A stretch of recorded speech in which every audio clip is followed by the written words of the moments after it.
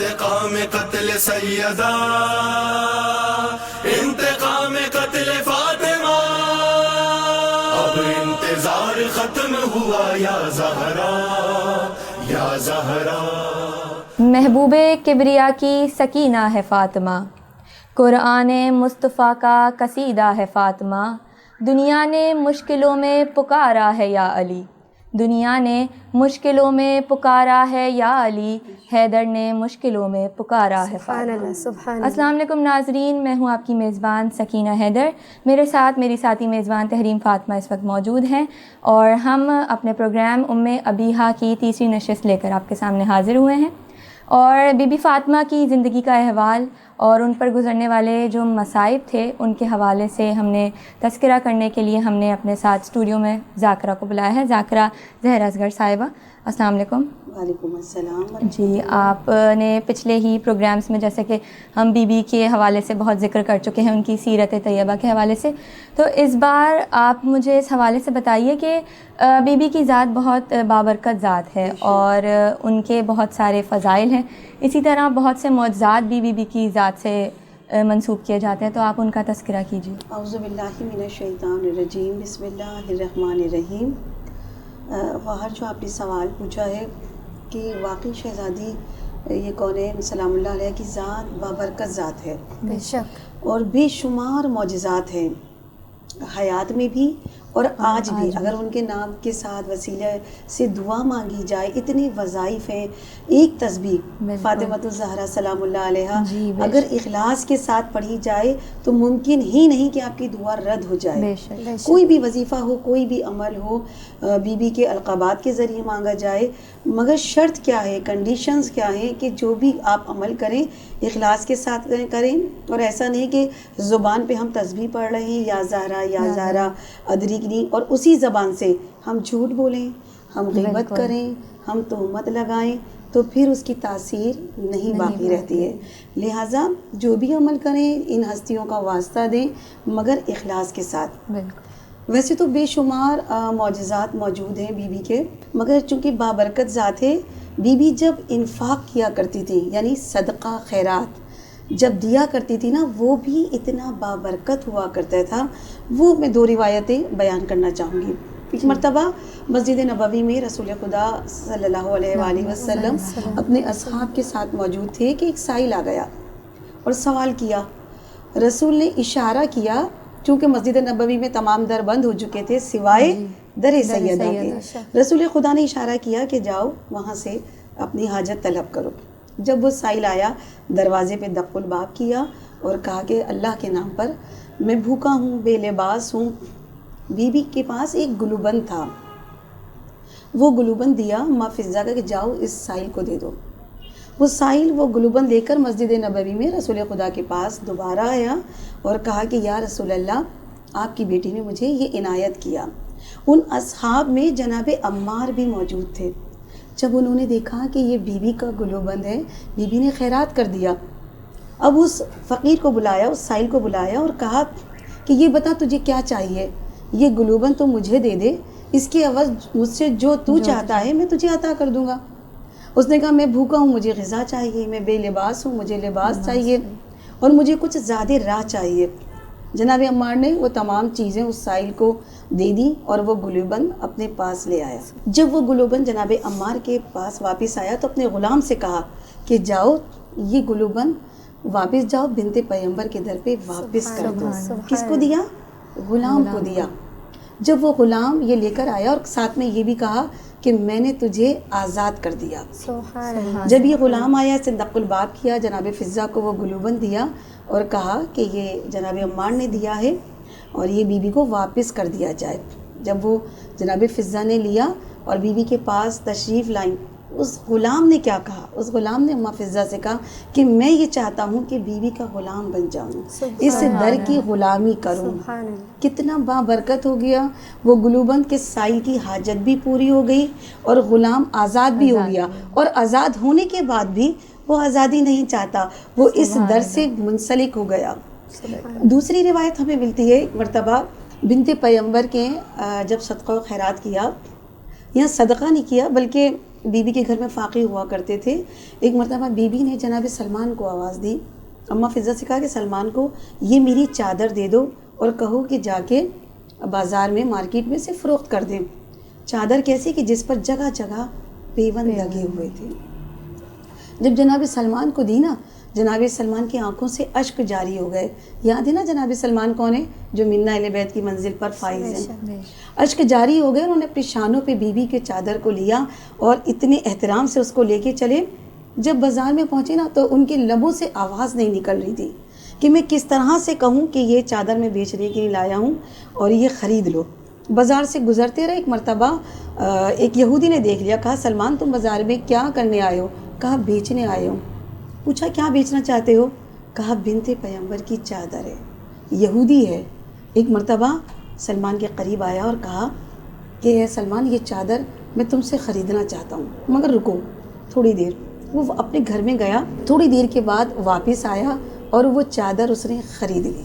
خریدنے کے بعد جناب سلمان تو واپس آ گئے، مگر اس یہودی نے کیا کیا، ایک مرتبہ مسجد نبوی میں تشریف لایا اور لانے کے بعد کہا، اب جناب سلمان نے نا یہاں پہ جب چادر دینی چاہی تو یہودی نے لینے سے انکار کر دیا کہ نہیں میں یہ چادر نہیں لے رہا، یہ چادر لے کے تم مسجد نبوی میں جاؤ اور میں بھی آ رہا ہوں. جب یہ مسجد نبوی میں آیا تو آنے کے بعد کہا کہ یا رسول اللہ مجھے کلمہ پڑھا دیجئے، میں مسلمان ہونا چاہتا ہوں. پوچھا وجہ کیا ہے؟ کہا کہ میں نے اپنے صحیفوں میں پڑھا ہے کہ ایک وقت وہ آئے گا کہ بنت پیغمبر کی ردا فروخت ہونے کے لیے بازار میں لائی جائے گی. کہا کہ بس میں نے چادر لے لی اور میں اب مسلمان ہونا چاہتا ہوں. پھر چاہا جناب سلمان نے کہا کہ اب یہ ردا تمہاری ہو، تم نے خرید لی ہے. کہا سلمان کیسی باتیں کرتے ہو، جب میں یہودی تھا تب میں نے اس چادر کو ہاتھ نہیں لگایا، اب میں مسلمان ہو گیا ہوں، اب اس چادر کا احترام مجھ پر اور واجب ہو گیا ہے. کتنی بابرکت چادر کہ ایک کافر ایک یہودی کو مسلمان کر دیا. کتنی بابرکت ذات ہوگی بیوی کی. اب یہیں سے مصائب کے جملے بھی ہیں کہ جب یہی ردا کہ ایک یہودی تو مسلمان ہو گیا، مگر وہ مسلمان کیسے تھے کہ جب اسی بطول کی بیٹیاں کربلا سے کوفہ اور کوفہ سے شام تک بے ردا لائی گئی. وہ کون سے مسلمان تھے کہ جنہوں نے شام غریبہ میں رسول کی نواسیوں کی ردائیں چھین لیں. اللہ اکبر. جی بالکل آپ نے صحیح کہا کہ وہ ہستیاں کہ جو تمام امت کو عطا کرتی رہیں، لیکن بعد رسول یہاں تک کہ حتیٰ ابھی تک میری بی بی فاطمہ الزہرا سلام اللہ علیہا کی تربت کھلے آسمان کے نیچے ہے کہ اس بات کی گواہ ہے تربت بطول کی، اس بات کی گواہ ہے تربت بطول کی، ناراض کلمہ گویوں سے ہے بیٹی رسول کی. اسی حوالے سے ذاکرہ صاحبہ میں آپ سے سوال کرنا چاہوں گی کہ بعد رسول صلی اللہ علیہ وسلم بی بی فاطمہ الزہرا سلام اللہ علیہا اور حضرت علی علیہ السلام نے کن دشواریوں کا سامنا کیا؟ اللہ اکبر. یہ سوال اس کا جواب بہت تکلیف دہ ہے. بعد رسول شہزادی کونین کی عمر مبارک فقط اور فقط روایتوں کے مطابق 75 ڈیز یا 90 ڈیز ہے بس. بعد شہادت رسول 3 دن. یہ 3 دن کیا ہوتے ہیں کہ مسلمان میں شریعت میں ہے کہ اس گھر میں لوگ تعزیت کے لیے جائیں، کھانا غذا پانی لے کر جائیں، ان کی دلجوئی کریں، مگر بنت پیغمبر کے لیے افسوس کے ساتھ کہنا پڑتا ہے کہ سب سے پہلا جو تکلیف دہ عمل جو دشواری کا سامنا یہ ہے کہ بیوی کو رونے نہیں دیا گیا. اللہ نہ کرے کسی گھر میں جب جنازہ ہوتا ہے کیا حال ہوتا ہے کہ کلیجہ پھٹ رہا ہوتا ہے. عزیز و اقارب آتے ہیں، تسلیاں دیتے ہیں، دلجوئی کیا کرتے ہیں، مگر بنت پیغمبر کے لیے کیا ہوا کہ رونے پر پابندی لگائی گئی. کوئی تعزیت کے لیے نہیں آیا. تیسرا دن ہے روایتوں کے مطابق، تیسرے دن دروازے پر دھمکی دینے آئے. نہ صرف دھمکی دی گئی بلکہ در کو جلایا گیا، اور فقط در جلایا نہیں گیا بلکہ جلتا ہوا در گرایا گیا. بیوی کا پہلو شکستہ ہو گیا. بیوی کے لبوں سے بے اختیار نکلا، اماں فضہ میرا محسن شہید ہو گیا، میری پسلیاں ٹوٹ گئی. اور مولائے کائنات کہ جو کہ غدیر خم میں رسول خدا نے ہاتھوں کو بلند کر کے اعلان کیا تھا کہ جس کا میں مولا اس کا علی مولا. یہاں فیصلہ ہو چکا تھا کہ رسول کے بعد خلافت کسے ملے گی؟ بالکل مگر امت نے بعد رسول اس کا بھی کیا کیا؟ غصب کر لیا مولا کے حق کو. وہ خلافت مولا کو نہیں ملی. اور فقط صرف خلافت ہی نہیں، لوگ اب آج تک یہی ترجمہ کر رہے ہیں کہ مولا کے معنی دوست کے ہیں، اس کے ہیں، مگر ان سب سے فقط ایک سوال ہے، وہ یہ جو بھی آپ ترجمہ کریں، جو بھی معنی نکالیں، رسول جو کہ سید المرسلین ہیں، پروردگار عالم نے جو ان کو مرتبہ بلند کیا، صاحب معراج بنایا، سدرۃ المنتہا کی منزل کہ جہاں پہ ملائکہ نہیں جا سکتے تھے، وہاں رسول اپنی نالین سمیت بلایا گیا، پروردگار عالم نے یہ مقام عطا کیا گیا. ہم اور آپ انہیں کیسے دوست کے معنی میں لے سکتے ہیں؟ یہاں ہم انہیں اپنا آقا تسلیم کرتے ہیں. رسول نے جب یہ اعلان کیا، یہ حق غضب کر لیا گیا. فقط یہی نہیں، ایک مرتبہ شہزادی کونین نے مولا کائنات سے کہا کہ یا علی آپ بہت مغموم دکھائی دیتے ہیں. مولا کائنات سے پوچھا کہ وجہ کیا ہے؟ کہا اے بنت پیغمبر، مدینے کے لوگ بعد رسول بدل گئے ہیں. کہا لوگ سلام کا جواب نہیں دیتے. کہا بنت پیغمبر، لوگ سلام کا جواب نہیں بلکہ میں سلام کرتا ہوں تو لوگ جواب نہیں دیا کرتے. ایک دشواری نہیں تھی. بعد رسول امت وہی مسلمان بنت پیغمبر پہ اور مولا کائنات کے تمام حقوق کو غصب کرتے چلے گئے، یہاں تک کہ بی بی کا وہ حق جو باغ فدق ہے، جو رسول نے اپنی حیات میں اپنی بیٹی کو ہبہ کیا، یعنی تحفہ دیا، مگر کیا ہوا؟ امت نے وہ حق بھی نہیں دیا. اور کون بی بی؟ اللہ اکبر. اس بی بی کو اس حق کا مطالبہ کرنے کے لیے دربار میں 4 گھنٹے کھڑا رہنا پڑا. یہ وہ بی بی کہ جب مباہلہ کے میدان میں آئی تو نجران کے عیسائی کیا کہتے ہوئے نظر آئے کہ ہرگز ان سے مباہلہ نہ کرنا، کیونکہ میں وہ ہستیاں دیکھ رہا ہوں کہ اگر یہ پہاڑوں کو حکم دے تو پہاڑ اپنی جگہ سے ہٹ جائیں، چلتے پھرتے نظر آئیں.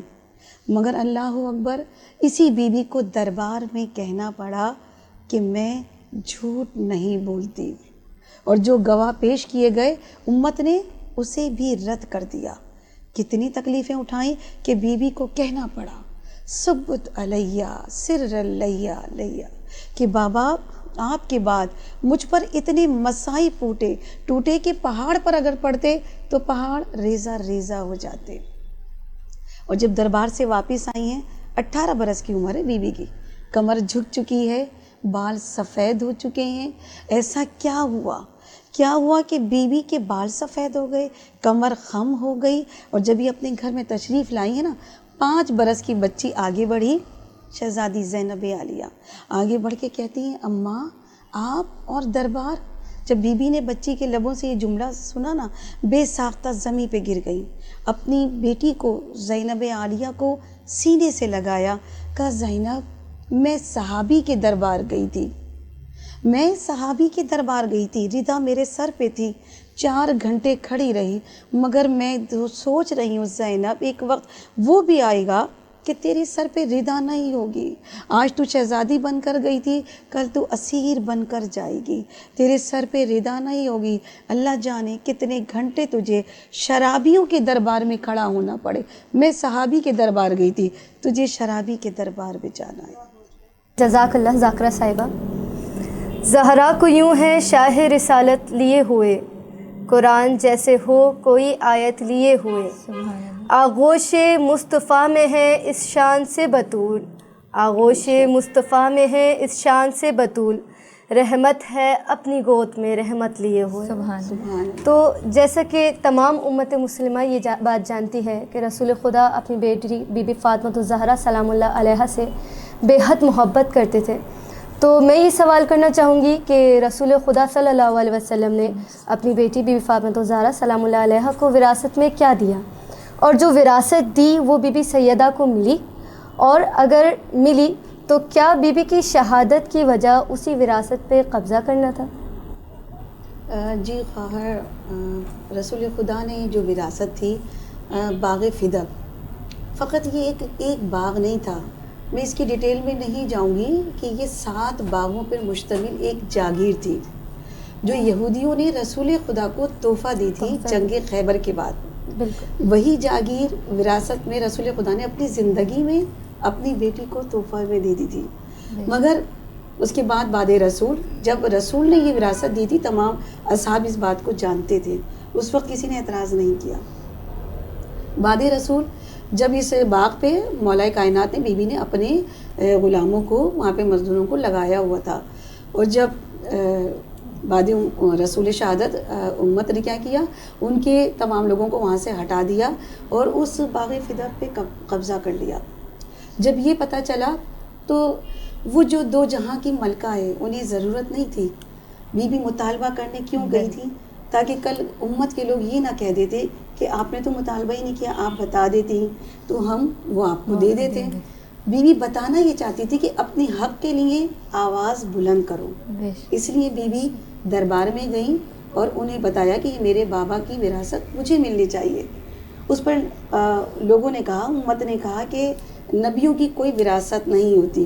بی بی نے فصاحت و بلاغت کا ایک خطبہ دیا جس کا ایک جملہ یہ تھا، کیا تم لوگ میرے بابا اور میرے شوہر سے زیادہ قرآن جانتے ہو؟ تمہیں جہالت کے اندھیروں سے کس نے نکالا؟ میرے بابا نے۔ تم وہ لوگ ہو کہ تمہیں پتہ ہی نہیں تھا کہ نجاست کیا ہے اور طہارت کیا ہے، تم بتوں کی پوجا کیا کرتے تھے۔ میرے بابا نے تمہیں جہالت سے، تمہیں بت پرستی سے باہر نکالا۔ میرے شوہر نے تمہیں جنگ کے طریقے سکھائے، تمہیں اپنی حفاظت کے طریقے بتائے، تمہیں لڑائی کے تمام فنون سے آگاہ کیا، کیا تم ان سے زیادہ جانتے ہو؟ پھر بیوی نے قرآن پاک کی تلاوت کی، اس میں بتایا کہ زکریا کی وراثت ہے، تمام نبیوں کی وراثت ہے، تو کیا مجھے میرے بابا کی وراثت نہیں ملے گی؟ مگر امت نے وہ حق نہیں دیا۔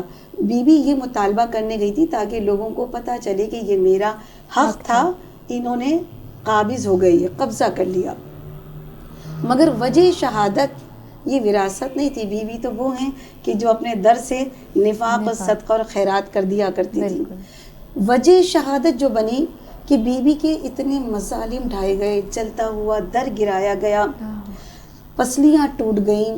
پسلیاں ٹوٹنے سے ایک ہڈیوں کے ڈاکٹر سے جب بات کرو نا، ڈاکٹر نے کہا کہ انسانی جسم میں کوئی بھی ہڈی اگر ٹوٹ جائے نا تو اسے جب ہلاؤ تو وہ تکلیف دیتی ہے، مگر باڈی کے واحد یہ پسلی وہ جگہ ہے کہ اگر یہ ٹوٹ جائے نا تو جتنی بار سانس لوگے اتنی بار تکلیف ہوتی ہے۔ اللہ جانے بنت پیغمبر ٹوٹی ہوئی پسلیوں کے ساتھ یہ 75 دن کیسے گزارے۔ مگر جب محسن شہید ہو گیا تو بی بی غش کی حالت میں چلی گئی، اور جب آنکھ کھلی نا تو کیا منظر دیکھا کہ مولا کائنات کے گلے میں رسی ہے۔ بی بی اسی حالت میں اٹھی اور ولایت کا دفاع کرنے کے لیے، پہلی مجاہدہ ہے بی بی آگے بڑھی اور ابا کا دامن تھام لیا۔ جب ابا کا دامن تھاما تو ایک ملعون کنفذ نے ایسا تازیانہ مارا کہ بی بی کی انگلیاں بھی ٹوٹ گئیں اور کہا کہ بابا میری انگلیاں ٹوٹ گئیں۔ اور جب مولا کائنات کو گلے میں رسی ڈال کر لے جایا جانے لگا، بی بی پیچھے پیچھے دوڑی ہیں کہ میرے شوہر کو چھوڑ دو، مگر لوگ مسجد نبوی میں لے گئے جبری بیعت کروانے کے لیے۔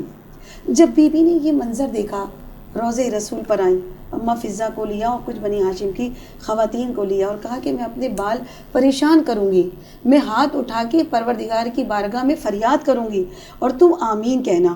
جب یہ کہنے لگی، ایک مرتبہ جب مولا کائنات کو مسجد نبوی میں لایا گیا تو کیا دیکھا، ایک مرتبہ مولا کائنات پریشان ہو گئے، کہا سلمان جلدی جاؤ، بنت پیغمبر کو روکو اور کہو کہ بد دعا نہ کرنا۔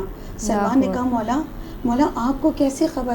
کہا سلمان دیکھ نہیں رہے کہ مسجد کی دیواریں بلند ہو رہی ہیں، یا اگر بنت پیغمبر نے بد دعا کر دی، بی بی نے جب در گرا بد دعا نہیں کی، حق چھین لیا بی بی نے بد دعا نہیں کی، بی بی نے فریاد نہیں کی، بی بی کی انگلیاں ٹوٹ گئیں، تازیانہ مارا گیا، بی بی نے فریاد نہیں کی۔ کب فریاد کی؟ کہ جب دیکھا کہ ولایت کے امامت کے گلے میں ریشمہ ہے اور جبری طور پر بیعت کروائی جا رہی ہے، تب بی بی نے روضہ رسول کا رخ کیا، والوں کو پریشان کر کے بارگاہ الہی میں فریاد کرنی چاہیے۔ مگر مولا کائنات نے سلمان سے کہا کہ جلدی جاؤ۔ کیونکہ رسول خدا نے مولا کائنات سے وعدہ لیا تھا، عہد لیا تھا کہ یا علی میرے بعد آپ کا حق غصب کر لیا جائے گا، آپ کے سامنے آپ کی زوجہ کو مارا جائے گا، آپ کے سامنے آپ کی زوجہ کے تازیانے لگائے جائیں گے، آپ کے معصوم بچے یہ دل خراش منظر دیکھیں گے، مگر یا علی آپ تلوار نہیں نکالیں گے. یہ عہد لے لیا تھا، اس لیے مولا کائنات خاموش تھے، اور لوگ جانتے تھے کہ وہ شیر خدا ہیں. اگر وہ چاہیں کہ جو خیبر کا در اکھاڑ سکتے ہیں تو کیا ان سے نہیں لے سکتے تھے اپنا حق؟ مگر مولا خاموش تھے کیونکہ عہد کر چکے تھے. لوگ جانتے تھے، اسی لیے مولا کے گلے میں ریسما ڈالی گئی تھی. وجہ شہادت یہ تھا کہ ولایت کا حق غصب کیا جا رہا تھا. جزاک اللہ ذاکرہ صاحب، بہت ہی شکریہ کہ آپ نے اس علم سے ہمیں فیضیاب کیا. بالکل یہ مصائب ایسے ہیں کہ جو کبھی نہیں چھپ سکتے، اور وہ در کے جہاں پہ رسول خدا آ کر سلام کیا کرتے تھے اس در پہ آگ لگائی گئی. میں آپ سے چاہوں گی کہ آپ اس بات کو بھی واضح کریں تاکہ یہ والے مصائب بھی سب کے سامنے واضح ہو سکیں کہ بیت الحزن کیا تھا اور بیت الحزن تاریخ میں کیا حیثیت رکھتا ہے. بیت الحزن جیسے کہ رونے کی جگہ، یعنی رونے کا مقام. سب سے بڑا ظلم جو بنت پیغمبر پر وہ ہوا وہ کیا کہ رونے کی اجازت نہیں تھی. اپنے گھر میں بی بی گریہ بھی نہیں کر سکتی اپنے بابا کے لیے بحیثیت بیٹی. جب میرے بابا کا جنازہ اٹھا تو یقین جانے میں اپنے حواسوں میں نہیں تھی، مگر عزیز و اقارب آئے، تسلیاں دیں. مگر افسوس کہ بنت پیغمبر کے جو سیدۃ النساء العالمین ہیں، ان کی بابا پہ ان کو رونے کی اجازت نہیں. ایک مرتبہ مولا کائنات نے کہا کہ اے بنت پیغمبر، مدینے کے لوگوں نے آپ کی شکایت کی ہے کہ آپ کے رونے کی وجہ سے ان کے دل پارا پارا ہوتے ہیں، انہیں چین نہیں ہے، انہیں سکون نہیں ہے. بی بی نے پتہ ایک جملہ کہا اے ابوالحسن، کیا میں مدینے میں اپنے وطن میں اپنے بابا کو رو بھی نہیں سکتی؟ جب یہ جملہ سنا تو مولا کائنات نے بی بی کو لیا اور ساتھ میں دونوں بچوں کو لیا، مدینے سے دور ایک مقام، اس مقام پہ لے کر آئے اور کہا کہ اے بنت پیغمبر، جتنا دل کرتا ہے آپ اپنے بابا پہ گریہ کیجئے، ماتم کیجئے. اس مقام کو بیت الحزن کہا جاتا ہے. اس مقام پہ وہ ایک میدان تھا، وہاں پہ جگہ جگہ تھوڑے تھوڑے فاصلے پر درخت تھے.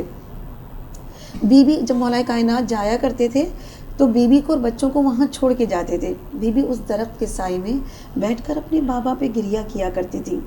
مگر امت سے یہ بھی برداشت نہ ہوا، ظلم کا ایک پہاڑ اور توڑا. وہ کیا کہ اس درخت کو کاٹ دیا گیا.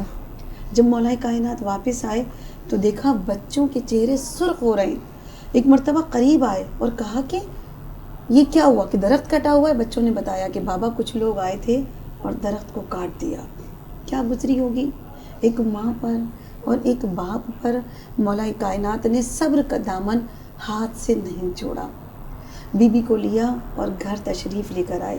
پھر مولا کائنات نے اس جگہ پہ کچھ تعمیر کیا، ایک ہال ٹائپ کا سا وہ بنایا جسے بیت الحزن کہتے ہیں، تاکہ بی بی وہاں جا کے اپنے بابا پہ گریہ کر سکیں. مگر جب گریہ کرتی تھی نا بی بی، اس کی وجہ کیا تھی؟ بی بی جو کہ اتنے حجابوں میں تھی تو کیا بی بی کی رونے کی صدا کیا پورے مدینے میں جایا کرتی تھی؟ وجہ یہ تھی کہ جب بی بی رویا کرتی تھی نا، تیسرے ہی دن جب جلتا ہوا درد جس کے پہلو پہ گرا ہو، پسلیاں ٹوٹی ہوئی ہوں تو کیا حال ہوا ہوگا.